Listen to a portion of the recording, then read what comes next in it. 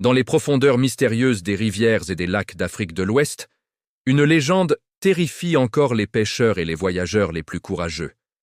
C'est l'histoire de Mami Wata, la sirène au pouvoir immense.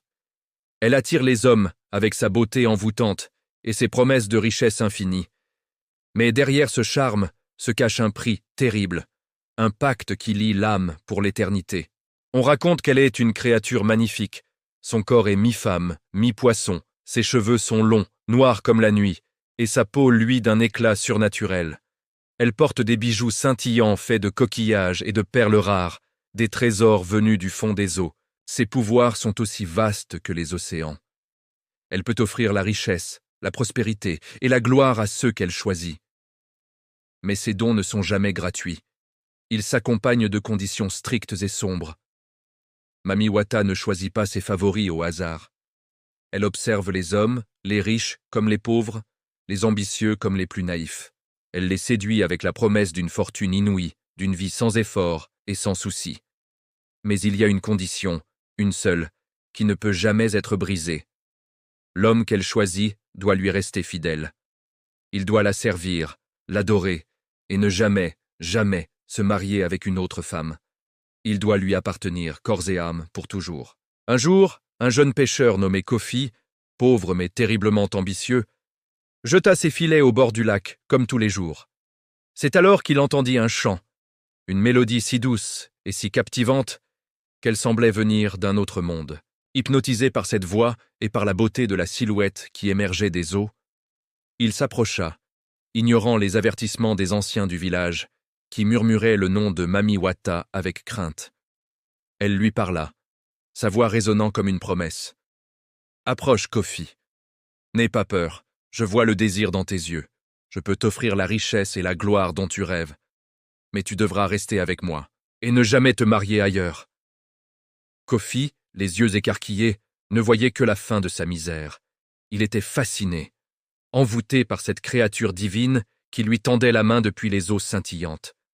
La brume légère qui flottait sur le lac, la lumière de la lune qui dansait sur les vagues, tout semblait irréel, magique. Aveuglé par l'espoir d'une vie meilleure, il accepta le pacte sans hésiter une seule seconde. Dès le lendemain, sa vie changea radicalement. En sortant de sa modeste case, Kofi trouva de l'or et des trésors éparpillés tout autour. Ses filets de pêche, habituellement presque vides, se remplirent de poissons plus gros et plus nombreux qu'il n'en avait jamais vus. Sa richesse devint légendaire dans le village. Les gens le jalousaient, mais l'admiraient aussi pour sa fortune soudaine. Il était passé de l'ombre à la lumière, du dénuement à l'opulence. Mais cette nouvelle vie avait un prix. Chaque jour, Mami Wata lui apparaissait, parfois dans le reflet de l'eau, parfois dans ses rêves, pour lui rappeler les règles de leur accord. Une fidélité absolue, un dévouement total de son corps et de son cœur. Toute trahison, lui murmurait-elle, serait punie d'une manière terrible. Son regard était à la fois aimant et menaçant, un rappel constant du pouvoir qu'elle détenait sur lui. Le temps passa. Kofi, devenu un homme riche et respecté, commença à attirer l'attention. Une jeune femme du village, connue pour sa douceur et sa beauté, tomba amoureuse de lui, et Kofi, à son tour, se sentit attiré par elle. Il était tenté de mener une vie normale, d'aimer et de fonder une famille. Mais la sirène veillait. Un soir, alors qu'il contemplait le lac, elle lui apparut avec une voix glaciale et un regard perçant qui lui glaça le sang. « Je vois ce qui se passe dans ton cœur, Kofi. Si tu oses me trahir, si tu oses donner ton amour à une autre, ton trésor se transformera en malheur. Ta fortune disparaîtra et ton âme sera mienne pour l'éternité. » Une éclaboussure violente accompagna ces mots comme un coup de tonnerre dans le silence de la nuit. Kofi était piégé entre son désir d'une vie humaine et sa peur de la colère de Mami Wata. Malgré l'avertissement terrifiant, Kofi ne put résister à la tentation. Il continua de voir la jeune femme en secret, pensant peut-être pouvoir tromper la déesse des eaux. Mais nul ne peut tromper Mami Wata. Cette nuit-là, alors que le village dormait, elle surgit dans ses rêves, non plus comme une amante, mais comme une furie vengeresse.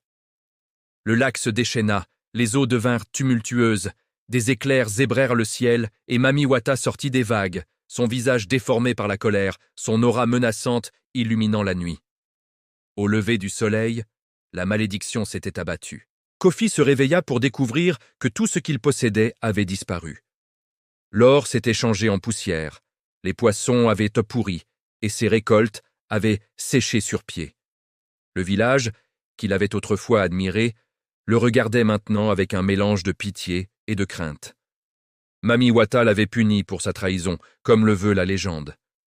Elle lui avait tout donné et elle lui avait tout repris. Depuis ce jour, les anciens du village racontent encore l'histoire de Kofi aux plus jeunes, comme un avertissement.